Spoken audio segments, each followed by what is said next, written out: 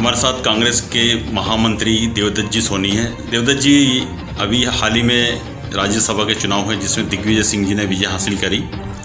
कांग्रेस को 2 सीटें हासिल करना थी लेकिन एक ही सीट हासिल कर पाई। अब आगे की चुनाव में कांग्रेस की क्या रणनीति रहेगी और क्या भूमिका रहेगी चुनाव में? कांग्रेस वैसे दोनों सीट मान के चलें कि फ़ायदा हुआ है, क्योंकि क्रॉस वोट जो हुई तो वो कांग्रेस के फायदे में गई और जो उपचुनाव होना है उसमें निश्चित रूप से मध्य प्रदेश की जनता कांग्रेस को चुनेगी और इसके बाद मध्य प्रदेश में कांग्रेस की पुनः सरकार बनना निश्चित। देवदत्त जी, हाल ही में सरकार ने विधानसभा सत्र का आहूत जुलाई में किया है। निश्चित तौर से होने वाले उपचुनाव पर इसका प्रभाव पड़ेगा। इस विषय में आप क्या कहना चाहेंगे और कांग्रेस की क्या रणनीति रहेगी? चुनाव की तिथियां तो चुनाव आयोग निश्चित करेगा। आयोग को से हमें उम्मीद है कि वो निष्पक्ष तरीके से और सही समय पर चुनाव कराएंगे, किसी भी सरकार के दबाव में नहीं। और मैं ये दावा करता हूँ कि यदि आज की डेट में चुनाव हो जाए तो कांग्रेस की जीत सुनिश्चित है। और ऐसा नहीं बाद में भी होगा, तब भी जब भी चुनाव होगा कांग्रेस की सत्ता पुनः मध्य प्रदेश में कायम होगी। कोरोना को संभालने में सरकार की कितनी भूमिका रही और आप कितने? तो जनता अपने आप संभाली है, सरकार ने कुछ नहीं संभाला है।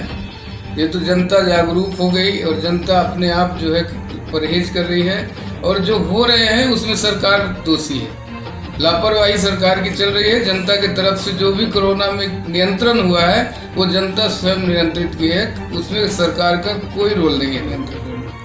अब जिस तरह से बेरोजगारी उभर के आ रही है उसमें आप सरकार को क्या परिदृश्य देखना चाहते हैं? सरकार को बेरोजगारों की कोई चिंता ही नहीं है। उनको तो अपने मंत्रिमंडल अपने आप की चिंता है।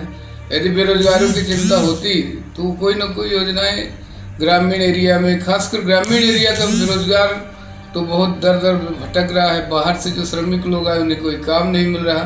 जो योजनाएं दिखावे की योजनाएं चल रही हैं, दिखावे में व्यापार चल रहा है, उद्योग चल रहा है, लेकिन जो जमीन और ग्राउंड में देखा जाए तो आम पब्लिक बहुत परेशान है और वो किसी भी तरह में भारतीय जनता पार्टी से वर्तमान में मुक्ति चाहती है। कई दिनों से मंत्रिमंडल का गठन भी अटका हुआ है, उसमें आप रहेगा। और जैसे ही मंत्रिमंडल गठन होगा उनको मालूम है कि वो सभी को संतुष्ट कर नहीं पाएंगे। अपने आप भारतीय जनता पार्टी यहाँ तो एक टुकड़ा गया था, वहाँ कई टुकड़े भाजपा के होना है।